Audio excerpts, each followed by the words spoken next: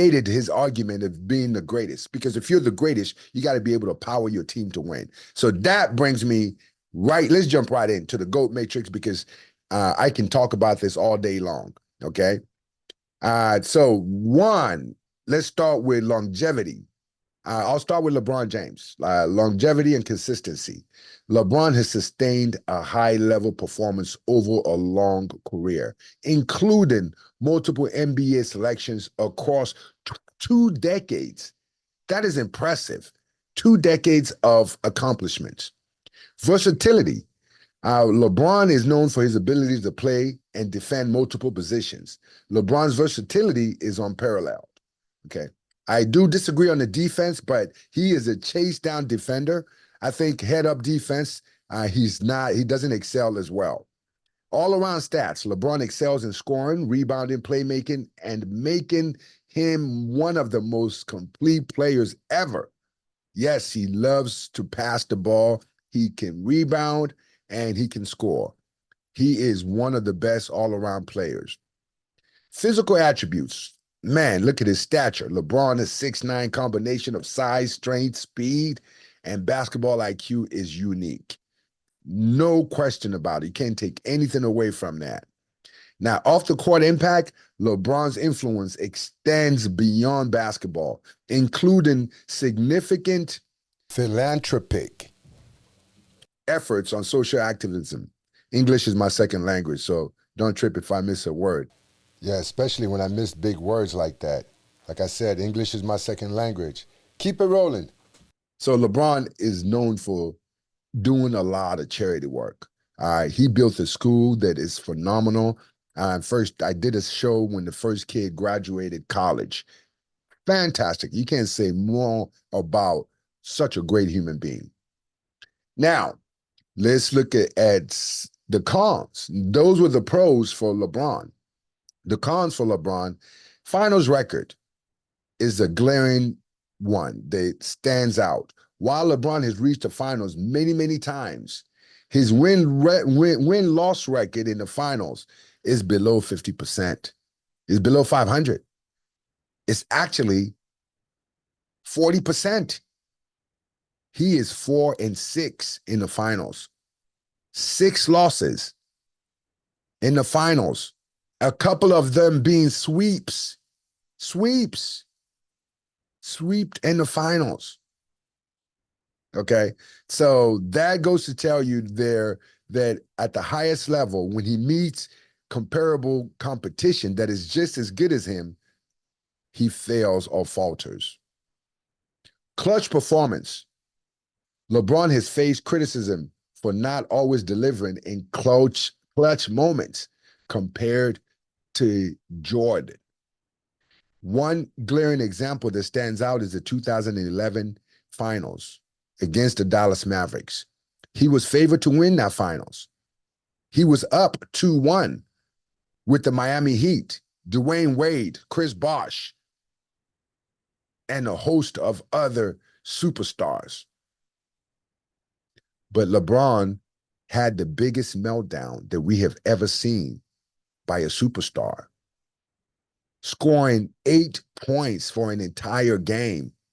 8 points for an entire game in the finals. Not just a regular playoff game, the finals. And of course, they lost that game. Game 5, where he scored 0 points in the fourth quarter. 0 points in the fourth quarter. They lost that game. In fact, they didn't win another game after they were up 2-1. The Dallas Mavericks effectively beat them 4-2, winning the next 3 games. And LeBron posted mediocre numbers, including 8 points. 8 points in an entire game. Yes, clutch performance. He did not achieve that there. Team changes. LeBron has been known to switch teams like underwear. He switches team every 4 or 5 years. Every 4 or 5 years. Normally, when they exhaust their draft pick, when they've done everything to help him win, and he leaves.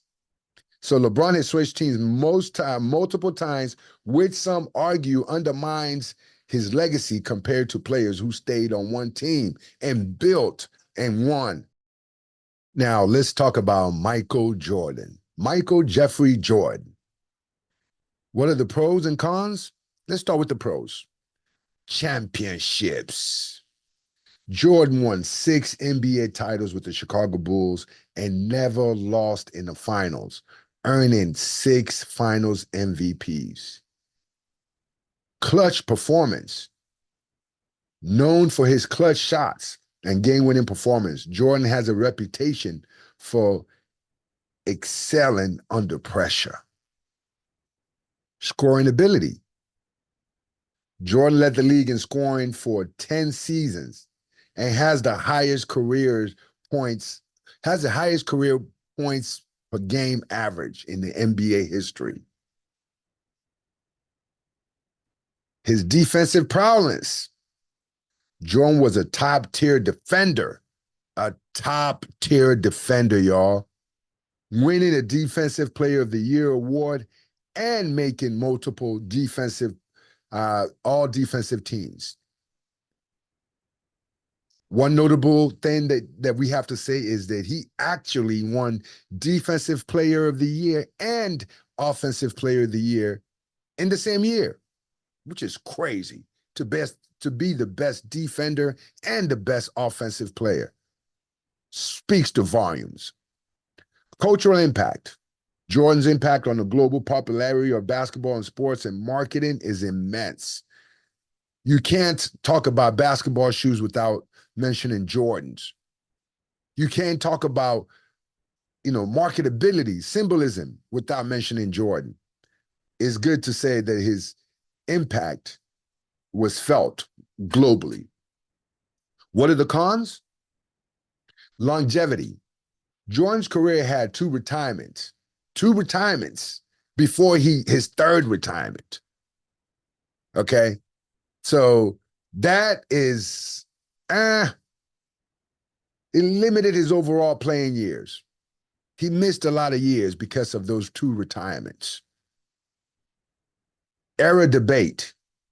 Some argue that Jordan played in a different era with different defensive rules and competition levels. Yeah, but this shouldn't even be a con. It should be a pro because Jordan played in an era where there was more defense. You can hand check. You can hit people. You can slap them and not get kicked out of the game. Today's NBA, if you even look at somebody wrong, they give you a tech and you out of there. Team success pre-Jordan. How's that a con? They sucked before he got there. The Bulls were not a strong team before Jordan's arrival, which some say highlights his need for support to win. Support to win? He never asked for help. He never cried. He just put his head down and just scored 50 every game. He's like, okay, if y'all ain't gonna do it, I'm gonna do it myself. That's not a con, but hey. But this is my thing, is that we can argue, everyone has pros and cons and all of this stuff. At the end of the day, you have to set a metrics.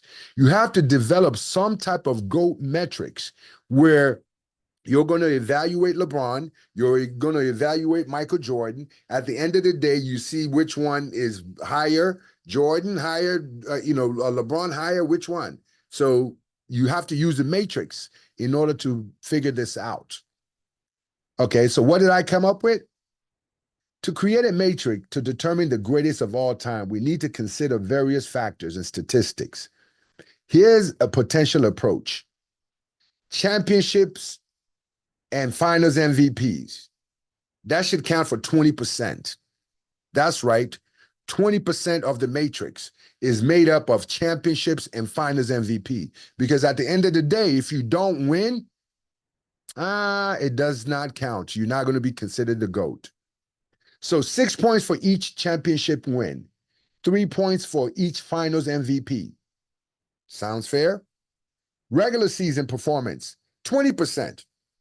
Because If you don't have a good regular season, you're not going to get to the playoffs. If you don't have a good playoffs, you're not going to get those favorable numbers either. So regular season performance counts for 20%. Average points, rebounds, and assists per game. We got to count it.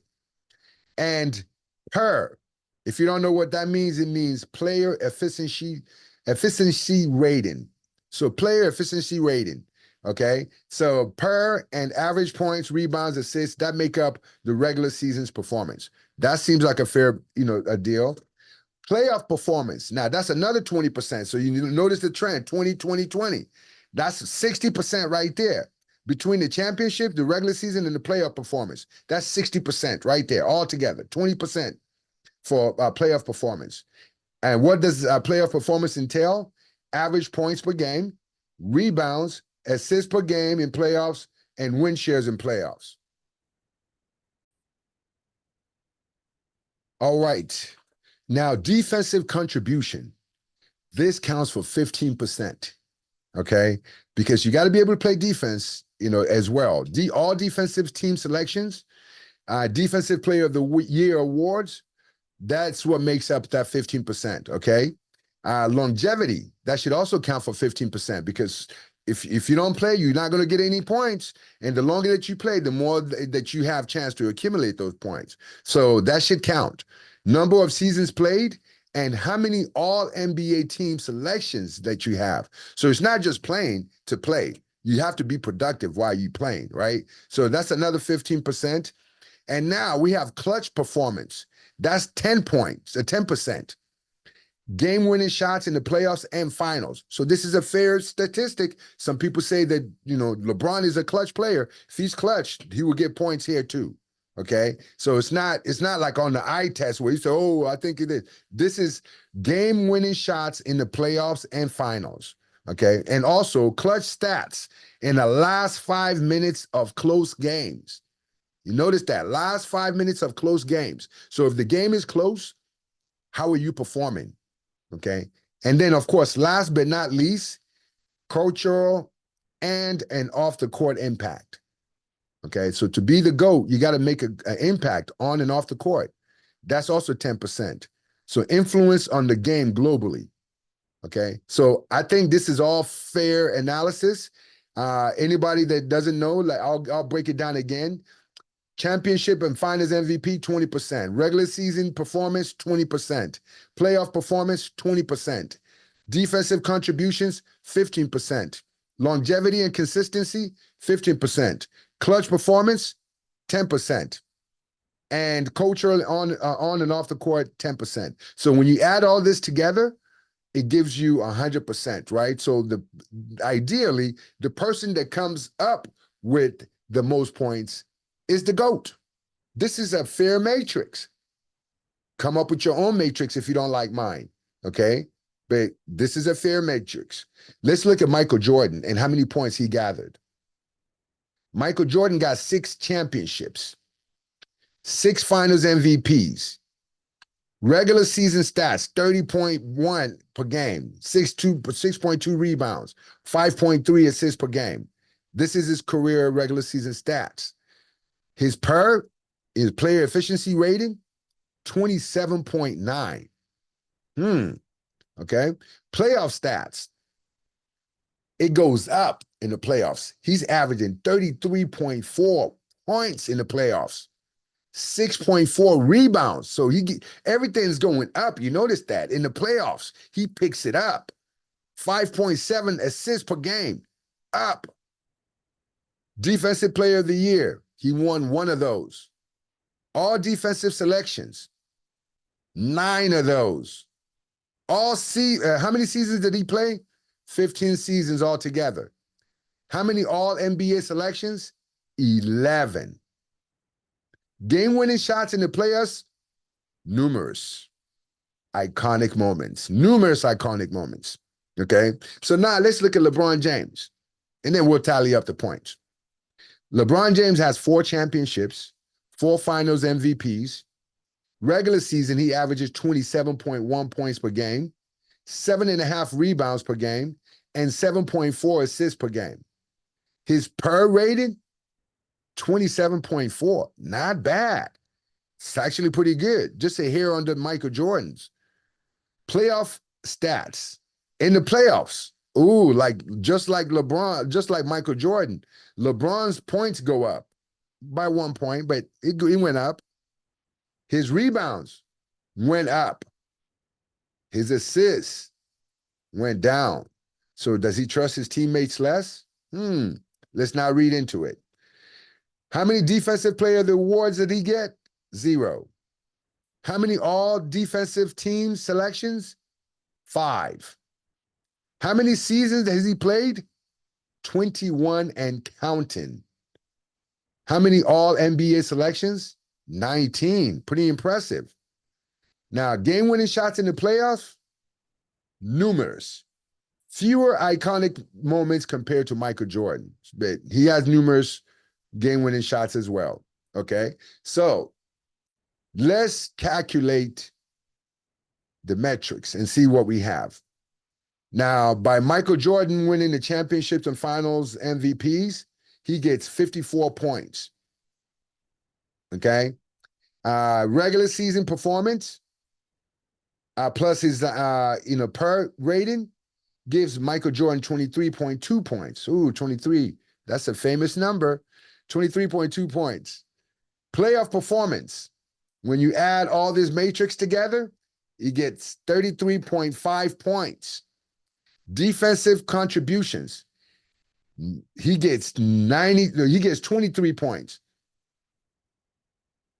Longevity and consistency. He gets 18.5 points. Clutch performance, even though this is subjective, but let's assume 10 points based on reputation, okay? And of course, he gets the 10 points. Cultural on and off performance, on and off impact, he also gets 10 points for a total points of 172.2 points. Now, let's take a look at LeBron James. LeBron James has 4 finals MVPs and 4 finals championships. And when you add them together, it gives him 36 points. Regular season performance, look at his average, his rebounds, his assists, all that gives him 23.1 points. Ooh, another famous number, 23.1 points. Love it. And playoff performance, he gets 30.3 points on this one. Defensive contributions, he gets 10 points. Longevity and consistency, he gets 29.5 points. Clutch performance, even though this is subjective, let's assume that he gets the 8 points instead of 10. And cultural impact, we got to give him 10 points for cultural impact on and off the court. But when you add it all up, it's 146.9 points. So based on this, my conclusion on this matrix, Michael Jordan edges out LeBron James, but it's important to remember that subjective elements and personal biases can influence opinions. Both players have made indelible marks on the game, and on the debate of the GOAT will most likely go on for generations to come. But when you actually take time and put numbers to the matrix, no matter how you choose the matrix, Michael Jordan is going to outdo and outshine LeBron James. You know why? Because it's the truth. There's just no way getting around it. If you don't believe me, today you have artificial intelligence. Ask them to come up with any matrix that you want and see who the GOAT is.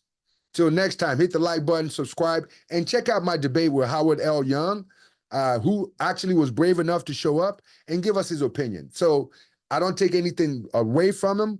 You know, the man's opinion is his opinion, but at the end of the day, the matrix tells us who the GOAT is. Till next time, this is Real Talk with Kingsley Ogudere. How about? All right, so let's do this. I'm going to let you go ahead and kick your facts, Howard. Michael, I feel that LeBron James is greatest all-around, great be-all. Longevity, they want to take that away from him, but you know, 100% of the play. Plays hard. Next, the guy is not a score-first guy. Don't get me wrong. Michael Jordan is the greatest guy to score the basketball. He will always be that. But not only, and it's not the only thing. As far as assists, rebounds, game, I get the numbers, what I'm done for the game, far exceed his 6 championships. I know we want to highlight those 6 rings, and I was there. I watched every game. I didn't miss a game. You couldn't go YouTube it. You couldn't pull it up on the internet. You had to action and watch every commercial. You couldn't VR it. You couldn't go back and look at it. You only saw the highlights that came news. So for those reasons, those are my number reasons I feel LeBron has surpassed Michael Jordan as the greatest of all times. All right. All right. Thank you. Thank you. You notice, it's a lot of feel. I feel that he surpassed. I feel that when you look at first play different there, we understand that. Mike Jordan played tougher where defense was emphasized, right? So teams had to buckle down. So for you to get points, it was tough. I said this, I believe it was a 21-22 season or so. Said like 90% of LeBron James' points came in garbage time. Garbage time. You don't put 40,000. You don't score 40,000 points in garbage. I gave so I gave you 40. You were doing a lot of feelings and a lot of your likes. I didn't interrupt you. I gave you that courtesy. You have to take that into 40,000 points. That courtesy, if you don't mind, please. I'm about to get to some factual things that just destroy that nonsense. 15 teams. Correct. 15 teams. Right? My junior. 15 teams in the playoffs. He smoked them. 61 teams smoked them. James, he is not at the same level. He was on the team he's supposed to win. He won. No excuses. He didn't blame his teammates. 2011 in the finals, in the biggest stage of this is it. The Miami Heat was up 2-1 against the Dallas Mavericks. I know because I was rooting for the Mavericks. Yes. I spent 2 weeks in the next one. I have a personal affiliation. I was rooting for him. I still rock my Maverick jersey. But my point is, LeBron's up 2-1. 2-1 in the finals. He proceeded to score 8 points. 8 points in an entire finals game. Subsequently, they ended up losing out. They didn't win another. You would never see that in Michael Jordan's resume. I know what I did see, sir. I know what I did see, sir. Please tell me. What I did is Michael Jordan never beat any dynasty. He didn't beat Larry Bird. He didn't beat the Showtime Lakers. His first championship, he only won against the Lakers because A, no Kareem. B, James Worthy's hurt. That's his first championship. Did he beat them before then when they were the Showtime Lakers? He couldn't even get out of the first round, sir. LeBron carried a subpar 2007 with Larry Hughes, Boobie Gibson, and Anderson Varejao, Drew Gooden. He carried that team to the finals against the all-time great Spurs.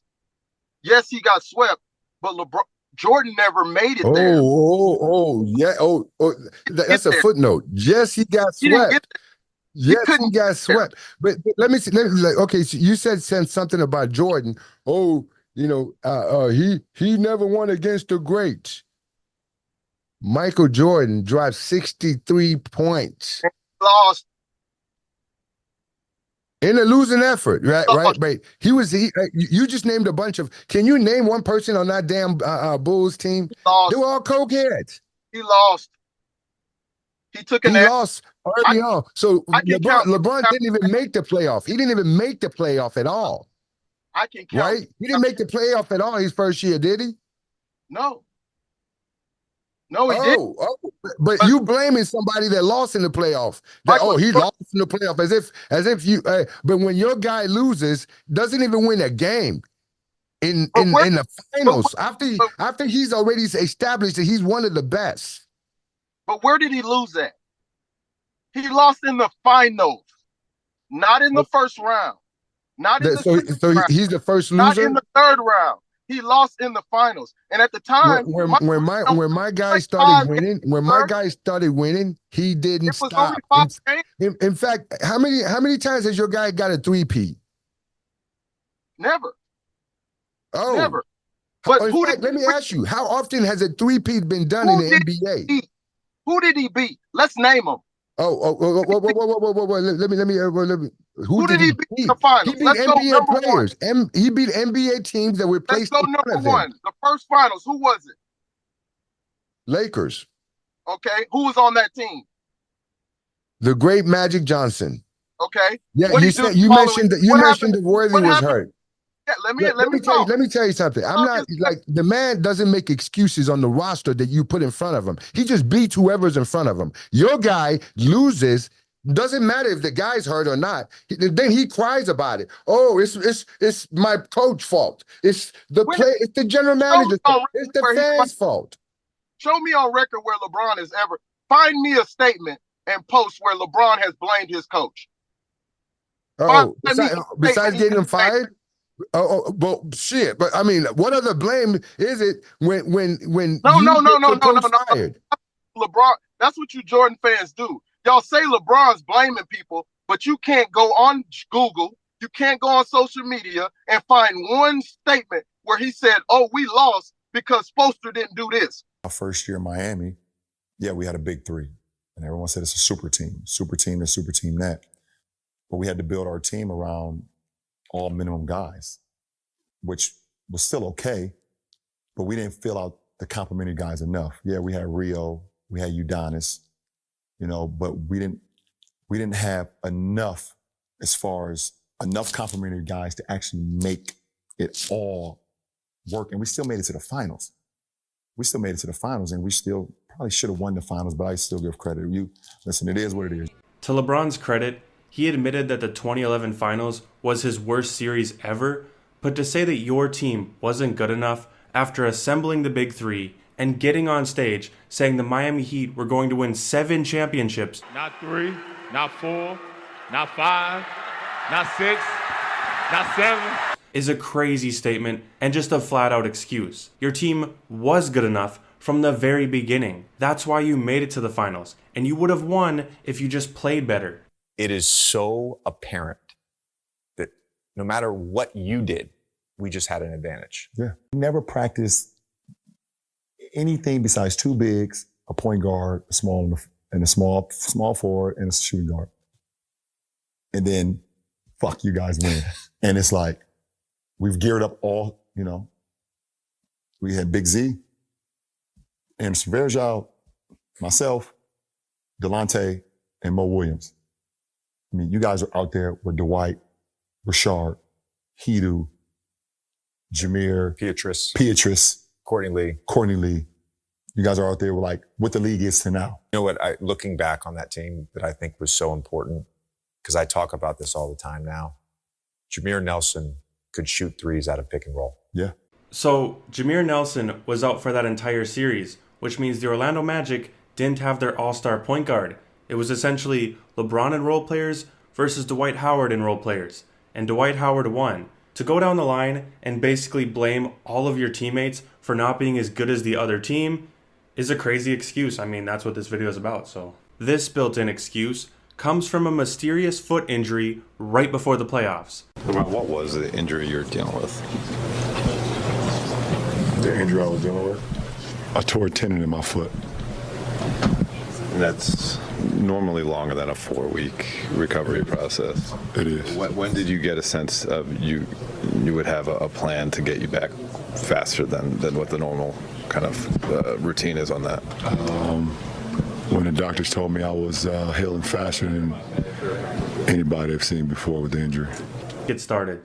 What's the challenge mentally and emotionally after you lose such a heartbreaking game? I mean, yeah, of course it's a heartbreaking game. You don't ever want to lose in that fashion. I don't understand what's going on in the replay center, to be honest.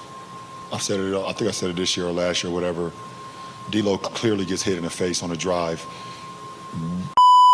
Replay center is going to go.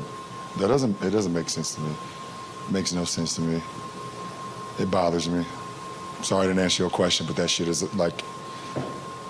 First question, Joe on the left side, second row. Joe Varden, Cleveland.com. LeBron, we're just learning about your hand injury, and we can obviously see the brace. Can you take us through what happened and if it caused you any problems over the final 3 games?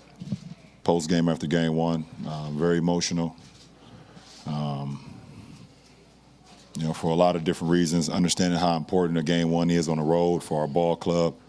What would that done for us? You know, the way we played, the calls that was made throughout the course of that game.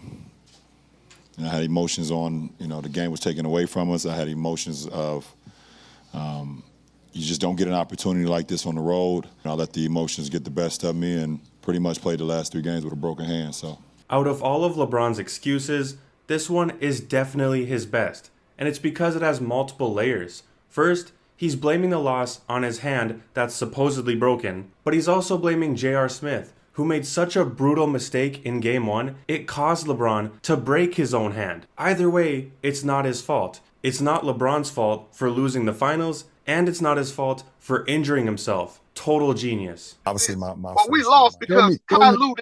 Show me when a bank robber stands up in court and says, I robbed that bank. I robbed that bank. Man, he's not going to get up there and say it's the coach's fault that we lost. The media is going to criticize him. But you know what he does? He undermines the coaches. He undermines the coaches when he makes certain statements. Nothing on record to suggest that, sir. There's nothing on record to suggest that. You can't find it. Okay. I'm not going to find LeBron criticizing his coaches.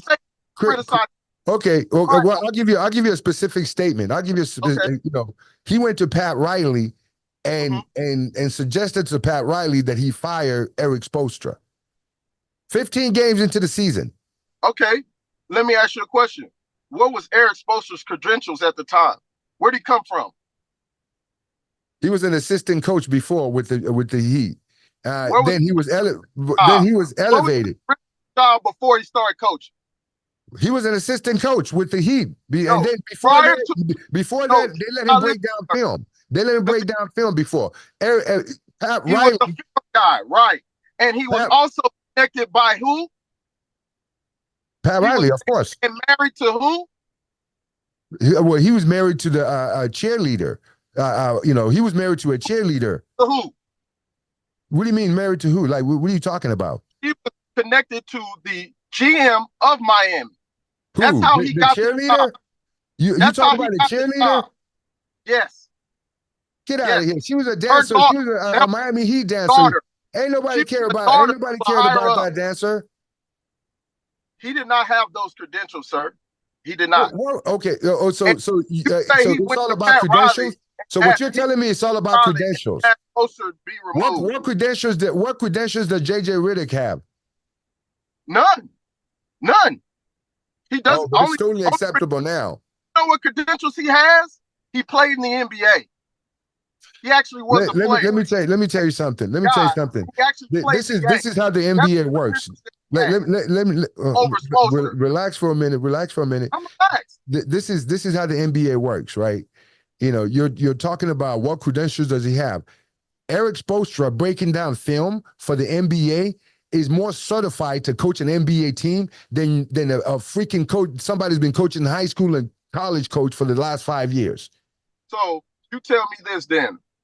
How many film guys are coaches and how many NBA players are coaches?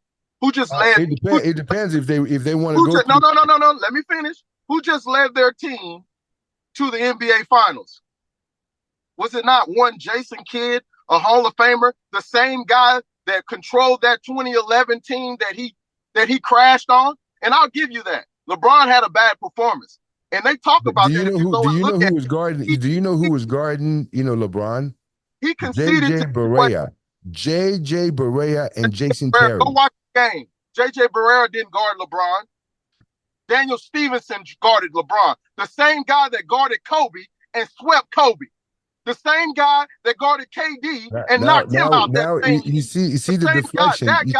You're trying to validate LeBron scoring 8 points in a finals game Go by watch bringing up Kobe. By bringing up Kobe. You know why you brought up Kobe? Did not get swept? Because Kobe is validation. Let's go.